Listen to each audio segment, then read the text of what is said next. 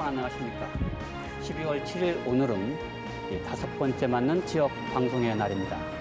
지금 대한민국은 지방 분권과 국가 균형 발전이라는 화두로 급격한 변화의 물결을 타고 있습니다. 이 지역 방송 협의회는 이러한 시대적 요청에 따라서 오늘 대통령과의 대담을 마련했습니다. 이 노무현 대통령께서는 지방 분권과 국가 균형 발전에 대해서 어떤 로드맵을 갖고 계시고 또 구체적인 실천 의지는 어떠하신지 허심탄회하게 얘기해보는 시간을 갖도록 하겠습니다. 노무현 대통령이십니다. 안녕하십니까? 네, 안녕하세요. 예. 먼저 오늘 이렇게 지역 주민들을 위해서 귀한 시간 내주셔서 고맙습니다. 올해로 5번째 지역 방송의 날을 맞아서 대화회장을 마련하게 돼서 아주 뜻깊게 생각을 합니다. 대통령께서도 수도권이 아닌 지역에서 나서 지역에서 성장을 하셨는데요. 아무래도 지역 방송을 바라보는 관점이나 지역민에 대한 애정이 좀 남다를 것 같습니다. 오늘 소감이 어떠신지요? 예, 방송에 나와서 말할 수 있는 기회를 갖는다는 것은 이 정책하는 사람한테는 참 좋은 기회입니다. 그래서 오늘 기회를 주셔서 고맙고요. 지역 방송에 대해서는 관심이 많지요. 저는 지역의 다양성 그리고 이제 다양성 가운데 피어나는 창의성 이런 것이 우리 사회 발전의 동력이라고 생각합니다. 그래서 저는 지역 방송이 다양성과 창의성을 북돋우는 그런 우리 사회 미천이라고 생각해서 매우 호감을 가지고 있습니다. 네, 그럼 본격적인 대담에 좀 들어가 보도록 하겠습니다. 국가 균형 발전에 대해서 얘기를 하려면 먼저 당위성에 대해서 좀 이야기를 해야 될 것 같은데요. 우리나라는 지난 60년, 70년대 소위 개발 시대에 이 농업사회에서 산업사회로 바뀌는데 굉장히 빠른 속도로 바뀌어서 소위 압축 성장을 했거든요. 그러나 그 과정에서 세계가 놀라긴 했습니다만 그 과정에서 이 많은 또 불유쾌한 결과를 또 나타난 것 같습니다. 이 수도권 과밀화라든가 지방의 피폐라든가 이런 문제들이 발생이 됐는데 이 대통령께서도 그 문제에 대해서 많이 깊이 인식하고 계시는 걸로 알고 있습니다. 어떻게 생각하십니까? 예, 이 논리적으로 얘기하기 전에 그냥 대강 사례를 가지고 얘기하면 세계적으로 잘 사는 나라일수록 사람이나 또는 기술 문화가 전국적으로 좀 골고루 퍼져 있고요. 그렇습니다. 그리고 제일 큰 도시, 제일 앞선 도시 하나에 대한 집중도가 그리 높지 않습니다. 그다음에 이제 우리가 도시가 어느 정도 규모가 돼야 그 안에서 이제 학문이라든지 기술이라든지 경제라든지 이런 것이 일정한 수준을 갖추게 되는데 그러나 그 규모가 일정 수준을 넘었으면 그때부터는 모든 것이 아주 불편해지고 또 문제를 해결하는데 많은 비용이 들어가지요. 지금 우리가 이제 수도권 과밀 이렇게 얘기하는데 과밀로 인한 비용을 우리가 80년대만 해도 2조, 3조 이렇게 얘기했는데 지금은 과밀 비용이 한 10조 넘어간다고 얘기하죠. 이제 과밀 비용이 여러 가지 있지만 쉽게 얘기해서 자동차가 밀리고 또 그걸로 해서 오염이 축적되고 그다음 상하수도 이런 것을 아주 끊임없이 만들어야 되는 데 대한 비용 이런 것들을 아마 과밀 비용이라고 하는 것 같은데 하여튼 그런 것을 생각해 보면 결국은 적절하게 분산되는 것이 일단 효율적이다 그렇게 말할 수 있고 반대로 얘기하면은 지방, 농촌, 도시 이런 사이의 격차가 벌어지면 벌어질수록 사람들 사이에 마음에 골이 파이게 돼 있습니다. 골이 파이면은 그것으로 인해서 갈등이 생기고 또 갈등이 생기면 서로 싸우지요. 그래서 이제 분열되고 그런 것이 이 사회의 통합을 파괴하기 때문에 엄청난 비용을 지불하게 됩니다. 그래서 우리가 이제 그 비용의 효율이란 측면 그리고 국민 통합이란 측면에서 반드시 이 심각한 격차는 반드시 해소해야 됩니다. 그래서 참여정부는 출범 이후에 지방분권 로드맵을 발표를 하면서 이제 지방분권에 대한 의지를 보여주셨는데요. 그런데 지역민들이 지금 느끼는 그런 지방분권의 강도라 그럴까요? 처음 기대치만큼은 못하다라는 느낌도 받습니다. 대통령께서 생각하시는 지방분권을 비롯한 국가 균형 발전에 대한 신념은 어떤 것인지요? 이제 우리가 그 어떤 정책을 할 때 다 금방 무슨 효과가 나는 것처럼 그렇게 생각하기 쉽지만 그러나 정책 하나가 효과를 낼 때까지는 뭐 5년, 10년 또 그 이상 걸리는 정책도 많이 있을 수 있습니다. 지역 균형 발전 정책도 그렇게 볼 수 있죠. 우리가 이제 70년대 초부터 6대 도시의 과밀이 문제되기 시작했는데 집중이 문제되기 시작했는데 그때부터 지금까지 계속해서 이제 수도권 집중이 계속되어 온 것이거든요. 그래서 그것을 고치는 정책은 시간이 이제 아주 오래 걸리게 돼 있습니다. 그다음에 이제 분권이라고 하는 것은 그 권한을 나누어 주는 것인데 실제로 우리 국민들 생활에는 피부로 와서 닿지 않게 돼 있습니다. 말하자면 중앙정부가 가지고 있던 권한을 시, 도, 군, 구청으로 이렇게 넘겨가면 그게 금방 우리 국민들 앞에 눈에 보이는 것이 아니고 거의 느낌이 없습니다. 실제로 권한이 이동됨으로써 일하는 방법은 많이 달라지지만 그 권한이 실제로 이동된 여부를 우리 국민들 대부분 모르고 있습니다. 그래서 예를 들면 옛날 같으면 골프장 하나 허가 내려면은 중앙정부에서 도장을 찍어줘야 되거든요. 이미 그것이 시도로 넘어간 지가 아주 오래됐는데 지금도 많은 사람들이 중앙정부가 하는 줄 알고 있습니다. 그렇처럼 그 분권이라는 것은 금방 피부로 와 닿는 것은 아닙니다. 그러나 그럼에도 불구하고 지금 우리가 참여정부 와서 시행한 새로 만든 여러 가지 정책, 특히 균형 발전과 분권 이 정책은 아주 획기적이어서 굉장히 빠른 속도로 그 성과가 날 것입니다. 예, 공공기관 지방 이전에 따른 혁신도시 건설과 이 기업 도시 건설 등 이 참여정부가 지금 추진하고 있는 이 지방 살리기 정책이 이 많은 지방민들은 거기서 굉장히 호응을 하고 있습니다. 이러한 것이 지역 발전에 두 번 다시 올 수 있는 이 절호의 기회가 아닌가 이런 생각을 하고 있거든요. 그래서 많은 지지를 하고 있는데 동시에 또 과연 이 정책이 제대로 추진될 수 있을 것인지에 대한 우려도 함께 하고 있는 것 같습니다. 대통령님께서는 이러한 공공기관 지방 이전에 따른 혁신도시 건설, 또 기업도시 건설 어떻게 추진하실 계획이신지 좀 말씀해 주시죠. 지금 그동안에 꾸준히 그 계획을 추진해 와서 이제 금년 안으로 다 혁신도시 위치까지 다 이렇게 선정이 되고 이제 확정이 되죠.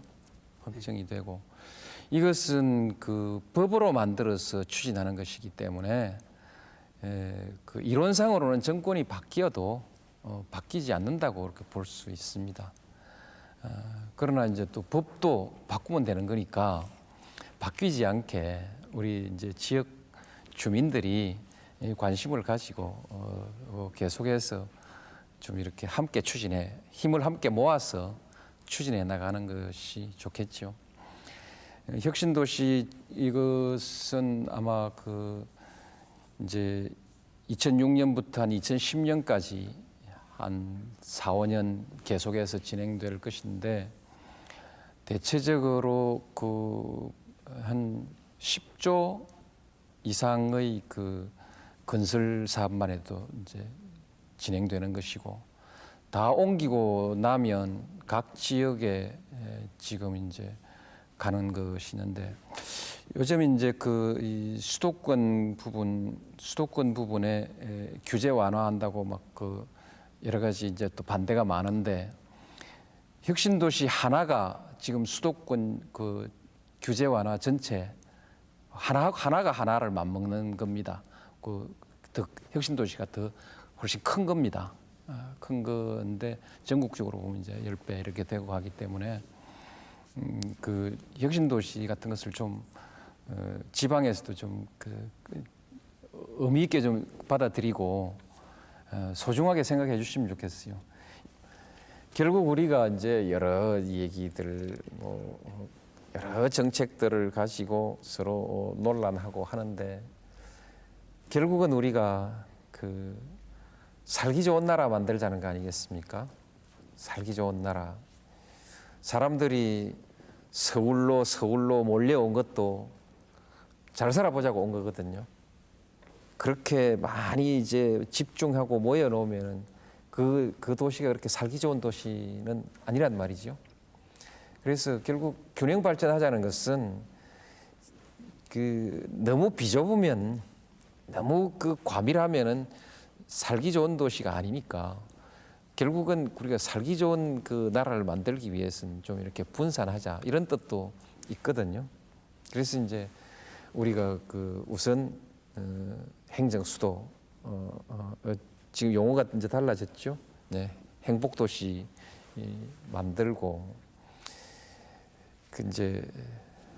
만들고 그다음에 이제 혁신 도시 각 지역마다 만들고 그다음에 이제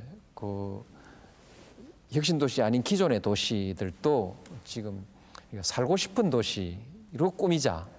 지금 그것도 정부와 학계, 시민사회 이렇게 좀 연구를 하고 있습니다. 각기 따로따로 연구를 하고 있는데 우리 정부도 그 점에 대해서 연구를 하려고 합니다. 도시를 살기 좋은 도시로 만들자.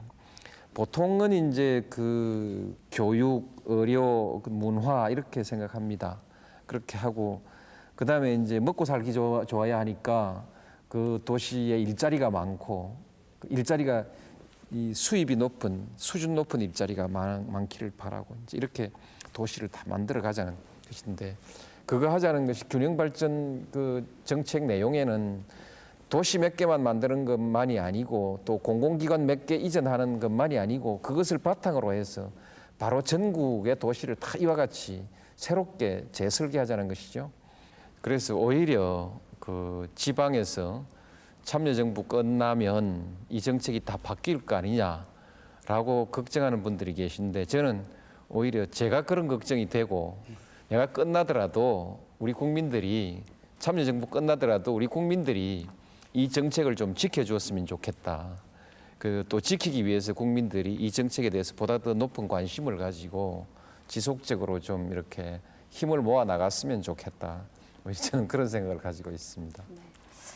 지난달 24일 행정도시특별법에 대한 헌법소원 선고 공판이 이제 각하 결정되면서 행복도시라고 얘기를 하더라고요. 예. 행정 중심 복합도시 건설을 이제 차질 없이 추진하게 됐는데 그만큼 이제 국가 균형 발전이라는 대명제를 위해서는 지방 분권이 반드시 필요하다라는 그 의지 성과가 아닌가라는 생각이 듭니다. 앞으로 향후 계획은 어떠신지? 예, 이제 지금부터 토지를 매수하기 시작하지요.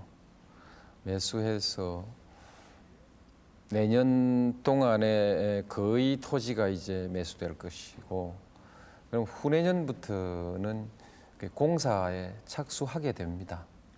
아마 이제 공사에 착수해 놓으면 여간에서 다시 뒤집기는 어려울 텐데요. 그래서 아마 그건 계획대로 진행돼 갈 것이라고 저는 그렇게 생각합니다.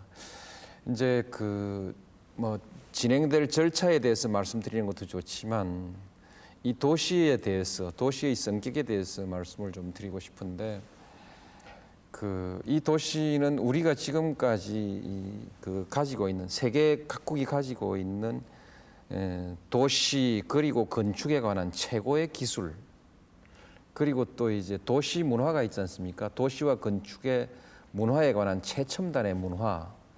그다음에 이제 정보통신 시대, IT 과학 기술을 또 쾌적한 도시여야 하죠.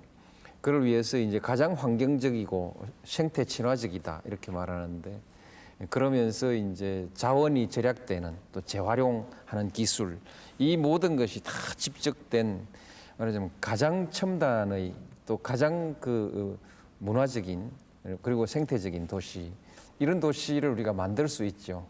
이제 백지 위에서 만드니까 이게 다 완성되면 세계에서 이제 가장 아름다운 가장 첨단의 그 과학 도시가 되는 것이죠. 과학적인 그 도시가 되는 것이죠.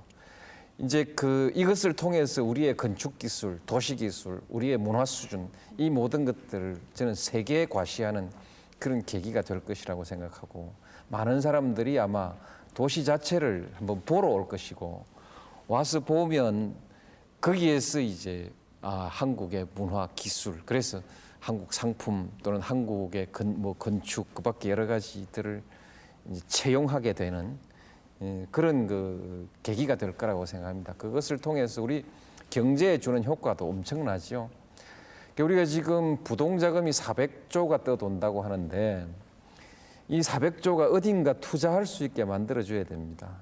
그래서 이 돈을 주식시장으로 막 끌어들이기 위해서 여러 가지 정책을 쓰고 있고 제가 직접 투자도 하기도 하고 하는데 결국은 이 증권시장에서 투자라는 것은 그 한계가 있는 것이죠. 기업 자체가 투자가 돼야 되고 큰 그 건설과 개발 투자가 있어야 되는 것이거든요. 그래서 이제 행복도시, 혁신도시, 기업도시, 또 무슨 뭐 S 프로젝트, J 프로젝트 이런 큰 것들은요.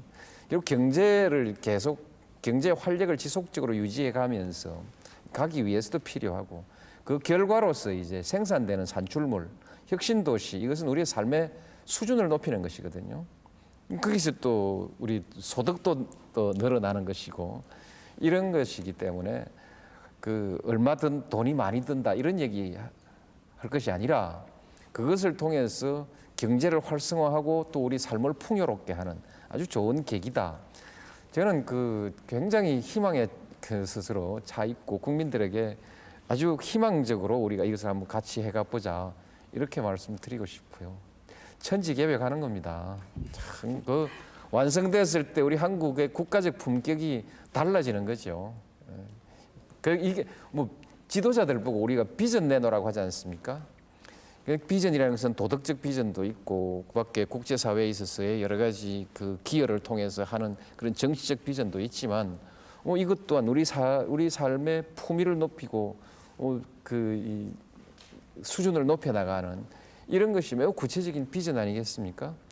그런데 이런 걸 자꾸만 사람들이 비전이 아니라고 생각하는 그런 경향이 있어요. 나는 아주 이게 좋은 일이라고 생각합니다. 네, 방금 말씀하신 대로 우리 삶의 질을 높이고 이렇게 가기 위해서 꼭 우리가 건너가야 될 것이 우리 사회에 지금 문제가 되고 있는 그 양극화 문제가 아닌가 생각이 듭니다. 이 도시와 농어촌 간의 양극화 문제, 또 이 서울과 지방 간의 양극화 문제, 또 대기업과 중소기업 간의 양극화 문제 등등 많은 문제들이 있고요. 이러한 것들이 사회 계층 사이에 갈등과 균열을 지금 만들어내고 있거든요. 혹시 대통령님께서는 우리 한국 사회를 지금 최근에 구조적으로 양분짓는 이와 같은 양극화 문제에서 어떻게 생각하고 계시고 특히 이 도시와 농어촌 사이의 양극화에 대해서는 어떻게 인식하고 계시는지 또 해결책은 무엇인지 말씀해 주시죠. 그냥 양극화 문제가 참 심각하지요. 사실은 제가 취임하고 한 2년 동안 이 경제 시스템 위기를 어떻게 극복하기 위해서 집중했다고 하면 이제 2004년 하반기부터는 이 양극화 문제를 어떻게 극복할 것이냐 여기에 계속해서 좀 집중해 왔다고 할 수 있습니다. 우리 경제는 이제 한 고비를 넘겼다 이 수준을 넘어서 확실히 좋아지고 있습니다. 그리고 장기적으로 전망이 아주 밝습니다. 경제는 좋은데 그러나 민생은 어렵다고 얘기하거든요. 결국 이게 양극화의 결과 때문입니다. 그런데 그래서 경제는 좋은데 민생은 어려운 현상이 발생하는데 이 민생이 어려운 것은 모든 사람들에게 다 그런 것이 아니고 결국 어려운 사람들에게 집중돼 있거든요. 이제 농민들이 그렇고 재래시장이 그렇고 흔히들 말하는 영세 자영업자라고 얘기하는데 식당 하는 사람이라든지 미장원 하는 사람이라든지 화물 트럭 운전하는 사람을 포함해서 아주 다방면에 작은 사업을 하는 사람들 이 사람들이 지금 이제 다 어려운 사람들이죠. 이게 이제 그 실제로 내력을 보면은 90년대 초반부터 계속해서 이 문제가 점차 그 확대되기 시작했습니다. 악화되기 시작했는데 97년 그 외환 위기로 해서 이제 결정적으로 나빠진 것이죠. 근데 아주 뭐 결정적으로 나빠졌고 그때 이제 자영업자 숫자도 엄청 많아져 가지고 어느 그 직업에나 우리가 군이 달면 그 힘든다고 하지 않습니까? 사람 많아지니까 이런 것을 지금 아직까지 그 회복 못 하고 있습니다. 못 하고 있는데 여기에 대해서 제가 일일이 다 대책을 말씀드릴 수는 없습니다만 이 정부는 정부 나름대로 그 여러 가지 대책들을 세워 나가고 있습니다. 되게 양극화 일반에 대해서 말씀드리면 그렇고요. 조금 자세하게 말씀드리면 지금 그 기업이라도 이 대기업과 중소기업 또는 그 혁신적인 경영 기법을 가지고 있는 기업과 그렇지 않은 보통의 기업들 이 사이에서도 격차를 없애기 위해서 매우 노력하고 있고 그다음에 이제 중소기업이라는 지방에 있는 기업은 대부분 다 중소기업들입니다. 그러니까 중소기업의 어려움은 바로 지방의 어려움하고 거의 또 같이 가는 것이죠.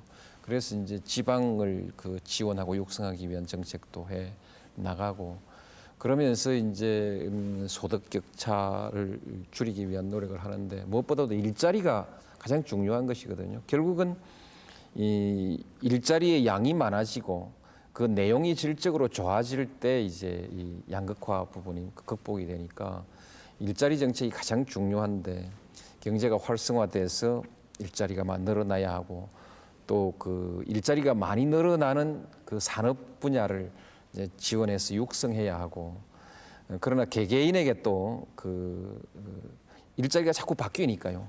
새로운 직업에 적응할 수 있도록 직업 훈련을 지원하고 직업 그다음 알선이라든지 이런 걸 지원하는 이런 여러 가지들 정책들을 이제 쓰고는 있는데 저는 쭉 이렇게 꾸준히 시간을 두고 해 나가면 좀 극복될 수 있을 거라고 저는 그렇게 생각합니다. 이제 마지막에 그래도 그 구제가 안 되는 어려운 사람들에게 이제 우리가 사회 안전망이라고 해서 기초생활보장이라든지 또는 차상위 근로빈곤층에 대한 그 지원이라든지 뭐 이런 그 국가적 시책이 있습니다만 이런 그 정책들을 다 그 노력하고 있습니다. 큰 흐름으로 봐서 결국 그 우리가 제가 처음 대통령에 취임됐을 때 성장이냐 분배냐 우리 언론들이 저한테 많은 질문을 했습니다.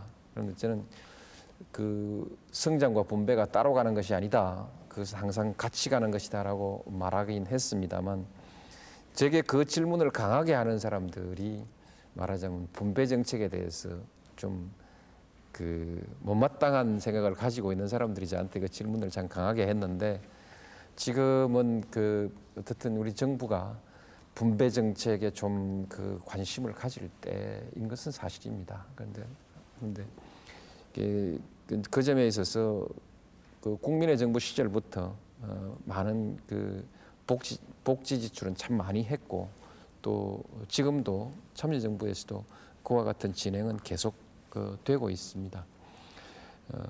우리나라가 다른 그 심각한 나라처럼 그렇게 아주 나빠지진 않을 것입니다. 되게 수치로 계산해 보면 아직은 그 유럽에서 유럽으로 따지면 중간치 수준으로는 우리가 지금 가고 있습니다. 미국은 우리보다 훨씬 나쁘고요. 그밖에 다른 나라들도 그 빈부 격차 같은 건 우리보다 훨씬 나쁩니다. 앞서 그 근로빈곤층에 대해서도 말씀을 하셨고요. 또 사회 안전망에 대해서도 말씀을 하셨는데 특히나 뭐 도시 비정규직 근로자들뿐만이 아니라 농어촌에 있는 그런 주민 지역민들을 위한 근로를 위한 그 복지를 위한 사회 안전망도 좀 필요하지 않을까 하는 생각을 하거든요. 예, 그렇습니다. 사회 안전망 제일 그 대표적인 것이 그 기초생활보장 제도입니다. 그것이 가장 어려운 사람들에게 대한 것이고 그다음에 이제 이 실업보험제도 그것을 가지고 있고, 그다음에 이제 한 발 더 나아가면 조금 전에 말했던 직업훈련 또 직업안정 시스템, 이런 것을 전부 받침해야 되고, 우리가 전에 얘기했을 때 몸이 아플 때 의료보험이죠. 그다음에 의료보험 보험료로조차 낼 형편이 안 되는 사람들에게는 의료보호. 근데 이런 분야에서는 상당히 그 노력은 많이 하고 있습니다. 근데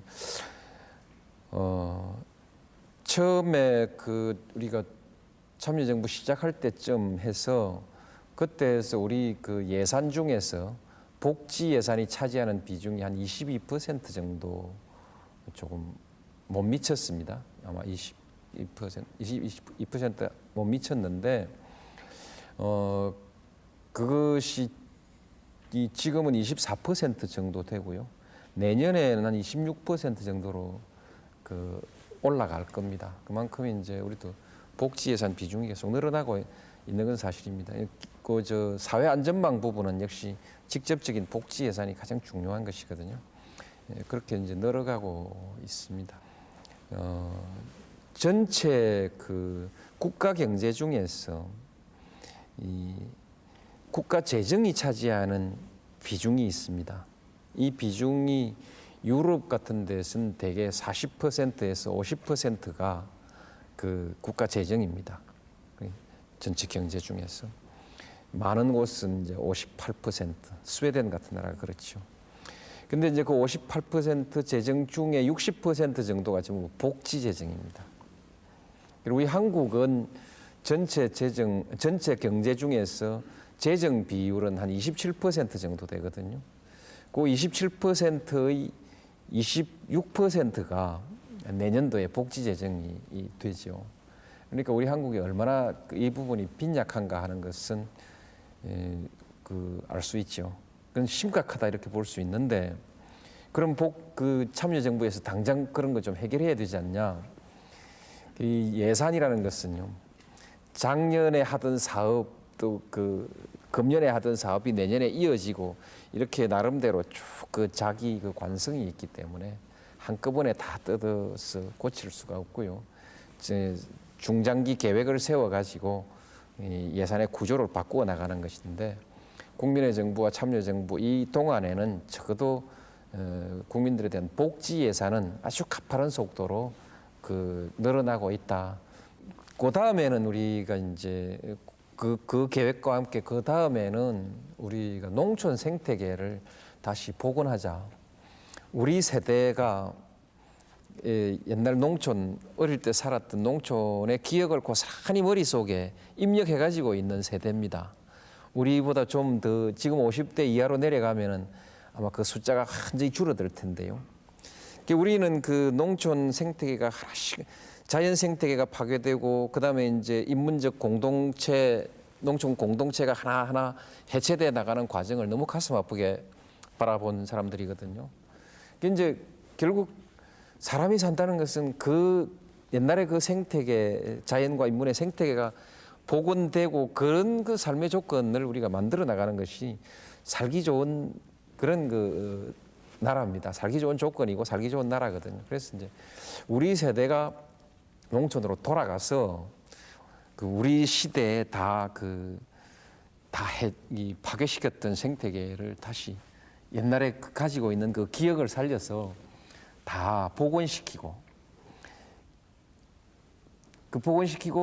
거기서 이제 우리보다 더 윗세대, 이제 우리나라 경제 발전에 봉사만 해왔다고 할 수 있는 70대, 80대 어른들 좀 모시고, 그러면서 이제 이 생태계를 완전히 아름다운 농촌으로 가꾸어 놓고, 지금 이제 출산하는 어린 아이들, 우리 이제 손자, 손녀 뻘이죠. 손자, 손녀들이 학교 다니고 방학 되면 와서 자연과 어우러져서 이렇게 살 수 있는 이런 이제 시골로, 농촌으로 만드는 것이죠. 그렇게 하면 이제 거기에 사는 사람들도 30분 안에 어떤 위험이 있을 때는 보건소라든지 119라든지 이렇게 바로 접속될 수 있고 한 30분 거리 안에 수만 명 정도의 도시에 가면 어느 정도의 문화적인 환경도 갖추어지고 작은 공연도 있고 또 같은 또래들 사이에 그 사교를 할 수 있는 그런 뭐 운동 시설부터 비롯해서 이런 환경들을 이제 갖추어서 도시에서 열심히 일한 사람이 이제 50대 후반, 60대 되면 다시 이제 돌아가서 고향 되살리고 거기서 새로운 공동체를 구성하고 손자들에게 그 자기들이 만든 또 새로운 그 환경을 언제든지 자랑스럽게 떳떳하게 이렇게 하고 오라고 할 수 있는 그렇게 이제 하면서 이제 요새 이제 5도 2촌 얘기하지 않습니까? 5도 2촌 얘기하는데 또 경우에 따라 그런 사람들은 5촌 2도를 할 수도 있죠.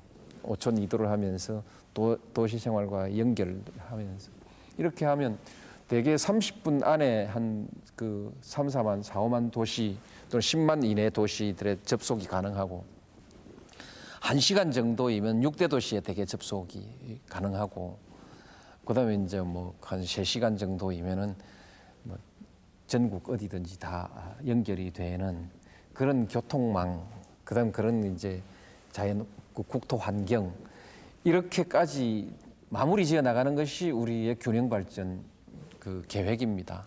이렇게 되면 사람이 그렇게 흩어져 살면 자연히 거기에 맞도록 그 문화적 환경도 맞추어지게 되고 거기에 적절한 생산 그 이제 환경도 함께 맞추어 나갈 수 있지 않겠습니까? 그러면 이제 그야말로 서울로 일극 집중으로만 왔던 이 국토가 좀 이제 분산되고 우리의 삶이 이제 좀 쾌적해지는 것이죠. 그래서 저는 그렇습니다. 하여튼 30대, 40대, 50대까지 하여튼 열심히 경쟁하고 땀 흘려 경쟁하고 20대까지는 열심히 배우고 꿈을 키우고 30, 40, 50까지 열심히 경쟁하고 그다음에 이제 열심히 일한 자 이제 떠나는 거죠. 떠나서 이제 가서 새로운 삶을 또다시 제2, 제3의 삶을 다시 설계해 나가는 이런 그 삶의 사이클들을 우리가 이제 뭐 하나 만들어 보자. 이것이 살기 좋은 대한민국의 비전입니다. 네, 지방 분권에 대해서 좀 다시 말씀드리겠습니다. 금년에 총액 인건비 시범 실시하고 또 이 교부세율을 인상함으로 인해서 이 자치단체에 대한 인사와 예산에서 어느 정도 이 자율성이 대폭 신장될 수 있는 그런 토대가 마련됐다 이렇게 이제 평가를 하고 있습니다. 그럼에도 불구하고 2003년 12월에 지방분권 특별법이 마련될 적에 약속했었던 이 교육자치와 자치경찰에 대한 이러한 그 시행이 굉장히 늦춰지고 있거든요. 이거에 대해서 어떻게 생각을 하시고 또 그 지방분권과 관련지어서 선분권 후보안 원칙이 있습니다. 어떻게 생각하시는지 언제쯤 이게 또 시행이 될 수 있을 것인지 좀 말씀해 주시죠. 예, 그 이제 참 분권 얘기하면 매우 이제 구체적으로 말할 수밖에 없는데 말씀하신 대로 자치경찰 그리고 교육자치 이것은 이제 그 이해관계자들이 하도 완강하게 반대하니까 정부에서부터 법을 만들 때부터 자꾸만 그 지체가 됩니다. 여러 가지 저항 설득해야 하니까요. 그래서 이제 공청회까지 마쳐서 겨우 법 만들어 가지고 국회에 내놓으면 그 국회에서 또 발목을 잡죠. 그렇게 해서 지금 이 두 가지 법은 지금 국회로 가 있는데 이제 국회에서 역시 또 그 국회의원들을 설득하느라고 우리도 많은 노력은 하고 있습니다만 이게 원체 이해관계가 첨예하게 대립하는 문제라서 자꾸만 이제 지체되고 있습니다. 정부로서도 매우 안타깝게 생각합니다. 다음은 망국적이라고 표현하는 지역 감정에 대해서 좀 얘기를 할까 합니다. 지역 감정하면 대통령께서 하실 말씀이 굉장히 많으실 것 같은데요. 그 정치인의 생명을 걸고 도전하셨던 부분도 지역 감정 해소였다고 생각을 합니다. 또 참여정부의 탄생 배경이 지역 감정을 해소하고 국민 통합을 바랐던 그 마음의 결실이 아니었나 하는 생각을 하고요. 하지만 선거 때만 되면 지역 구도가 확연하게 나타나고 있거든요. 또 지역 감정에 대해서 또 지역 간 대결 구도에 대해서 대통령의 생각을 듣고 싶습니다. 예. 그 자체가 좋지 않은 것이지요. 근데 또 이 지역 구도가 돼 있으니까 정치하는 사람들이 그것을 자꾸 이제 악용하지요. 지역 감정 부추기면 선거하기가 쉬우니까요. 악용하고.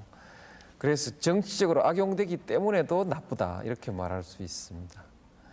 또 이제 감정적 싸움을 통해서 우리 편을 결집시키는 것이기 때문에 국회에서 하는 그 의정 활동도 자연히 정책보다는 어떤 그 감정을 부추기는, 그래서 불신을 부추기고 또 감정을 부추기는 이런 방식으로 이제 의정 활동, 정치 활동이 가게 되니까 결국 그 정치 활동의 품질이 낮아지고, 그다음에 이제 그야말로 타협이 안 되는 거지요. 이 타협을 하면은 지역으로부터 또다시 이제 또 선거를 통해서 응징되니까요. 이제 예를 들면 상대방과 다른 지역과 잘 지내는 사람이 자기 고향에서 어떤 일을 당하는지는 제가 잘 보여줬지 않습니까?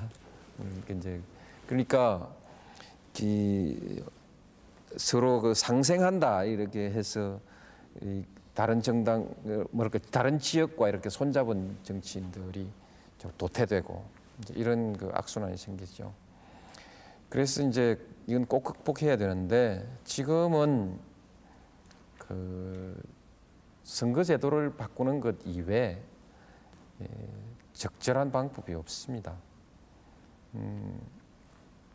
지금은 이 소선거구 제도이기 때문에 1등 한 사람이 당선되는 것이죠. 3명 나오면은 한 40% 받으면 당선 확실하거든요. 그러니까 이 승자 독식의 구조지요. 이런 구조에서는 항상 1등만 당선 다 되기 때문에 지역 구도가 아주 살아가기가 아주 좋은 그런 정치 구도가 되어 있습니다. 그래서 이제 이런 그 선거 제도를 그래도 2등까지 당선되게 한다거나 비례대표를 하게 되면은 비례해서 그 표를 받게 하면은 전체적으로 그것이 결과적으로 공평하기도 할 뿐더러 사표가 없어지고 공평하기도 할 뿐더러 지역적으로도 좀 균형된 결과를 얻을 수 있습니다. 대개 민주주의 잘하는 나라 중에는 비례대표하는 나라가 아주 많지요. 이제 그게 하나 방법이고 그 이외에 다른 방법을 찾기 좀 어렵죠. 그다음에 이제 지역 구도로서 우리가 또 하나 고민은 소선거구제를 하면은 양당제가 되는데 우리나라에서는 소선거구제를 하는데 반드시 다당제가 나옵니다. 88년에 13대 총선 때부터 그랬거든요. 소선거구제로 선거를 했는데 당선은 지역별로 되니까 그래서 당이 3개, 4개 다당제가 되니까 일상적으로 여소야대가 되는 것입니다. 지금까지 이번 탄핵 총선 말고는 전부 그 선거 총선 결과가 여소야대였습니다. 여소야대니까 국회에서 이 소위 집권 세력이라는 그 집권당이 국회에서 제대로 정책을 추진해 나가기가 어렵죠. 그래서 이제 정책이 지체되는 부분이 많고 또 실제로 합의해서 통과된 것 같지만은 합의라는 것은 서로 힘에 의해서 이루어지는 것이기 때문에 굉장히 정책이 많이 왜곡돼 버립니다. 이런 것 여러 가지가 있어서 결국 우리가 이제 선거 제도를 가지고 지역 구도를 극복하면서 또 다른 이제 정치적 타협 같은 것들을 시도해 나가는 이런 노력을 해 나가야 됩니다. 오늘 이 자리가 지역 방송의 날 기념인 만큼 또 지역 언론에 대해서 얘기하지 않을 수가 없습니다. 지금 뭐 다들 아시다시피 지역 언론이 살기 위해서 또 정체성을 찾기 위해서 몸부림을 치고 있다고 해도 과언이 아니거든요. 대통령께서는 지역 언론이 어떤 식으로 활성화가 돼야 되고 또 어떤 역할이 필요하다고 생각하십니까? 예, 저는 이 지역 언론이 그 지역에 맞는 개성을 가지고 그렇게 이 개성을 가지고 성공을 해야 된다. 많은 사람이 보고 팬이 많은 그런 언론이 되어야 된다고 생각합니다. 우리가 이제 시장 경제 얘기하는데 시장 경제에는 경쟁이 있고 자유로운 경쟁이 있고 그 안에 이제 다양성이 있어서 그 창의를 자극한다는 것이죠. 시장에 나와서 성공하고 싶은 사람은 결국 창의적일 수밖에 없다는 것이죠. 그래서 이제 자유, 창의, 다양성 이런 것이 다 함께 가는 그런 것인데 우리가 이제 지방의 다양성 이것이 우리 국가 전체 창의성을 높이는 것이거든요. 그다음에 이제 지방도 서로 경쟁하지 않습니까? 지방끼리 아주 활발하게 경쟁하게 되면은 그것이 서로의 발전을 자극해서 국가 전체가 발전하는 것이거든요. 그런데 이제 지방이 경쟁하고 다양성을 가지고 창의적이고 또 경쟁하는 의욕을 가지고 경쟁하는 지방이 되자면 그 자체로서의 동력이 있어야 되거든요. 모든 조직이나 모든 집단에는 지도자가 나와야 됩니다. 지도자가 나와서 방향을 제시하고 그다음에 또 그 안에 커뮤니케이션이 의사소통, 정보와 의사의 소통이 아주 활발하게 일어나야 되거든요. 일어나고 이제 거기에서 창의가 나오고 하는 것이죠. 그런데 그 정보와 의사소통을 활발하게 할 수 있는 마당이라는 것이 중앙에서도 전 국가적으로도 역시 미디어들이고 지방에서도 여전히 언론입니다. 지방 언론을 중심으로 해서 일반 시민들도 대학 교수의 얘기도 듣고 시장 얘기도 듣고 또 무슨 연구소 학자들 얘기들 듣고 그렇게 하지 않습니까? 활발한 토론을 통해서 그렇게 해야 되기 때문에 그러니까 결국 지방 발전에 핵심적인 키를 쥐고 있다고 말할 수 있죠. 그래서 매우 중요합니다. 중요한데 그래서 이제 좀 발전할 수 있어야 되고 근데 이제 이제 이것도 기업이 돼 있어서 기업이 돼 있고 또 자유 경쟁을 하는 곳이라서 정부가 직접 지원을 할 수 없는 것이 우리로서도 좀 안타깝죠.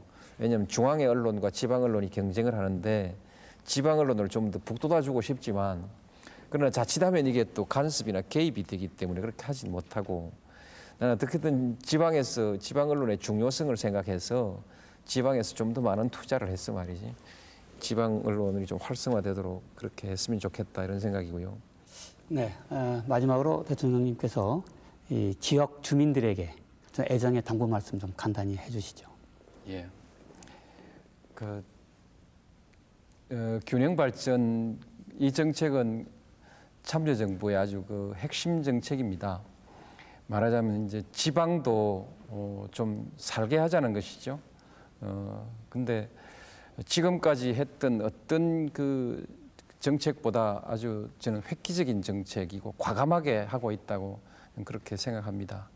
그러나 이 일에 대해서는 역시 또 수도권으로서는 상실감을 느낄 수밖에 없는 것이기 때문에 우리가 이제 한편으로는 이 정책이 계속 추진될 수 있도록 여러 지역이 서로 힘을 좀 모아주셔서 균형 발전에 대해서 이 국민적 합의가 이루어지도록 적극적으로 지지하고 또한 수도권 주민들에 대해서 설득도 좀 해주시길 바라고요. 또 한편으로는 이 수도권 이 자체도 또 세계적인 경쟁을 위해서 할 일은 좀 해야 됩니다. 지금 우리가 하고 있는 아주 작은 부분인 약간의 규제 개선인데 조금 전에 말씀드렸듯이 수도권 규제 개선이라는 것이 혁신도시 하나보다 작은 건데 그러나 그것은 세계적인 수준의 경쟁을 위해서 꼭 필요한 것이기 때문에 이런 것은 서로 좀 받아들여 주시고 그렇게 해야 균형 발전 정책에 대해서 수도권의 또 반대도 상당히 좀 완화시킬 수 있는 거 아니겠습니까? 그래서 수도권 국민들은 균형 발전 정책을 좀 지지를 하시고 또 지방 국민들은 또 수도권의 어떤 세계적 경쟁을 위해서 필요한 최소한의 규제 개선 같은 것도 좀 지지해 주시고 이렇게 서로 윈윈한다 하죠. 뭐 이런 정책을 함께 할 수 있게 힘을 좀 모아주시면 고맙겠습니다. 이제 꼭 이 수도권적인 사고가 아닌 이 전국적인 사고를 통해서 이제 좀 생각을 좀 바꿔야 될 때가 온 것 같습니다.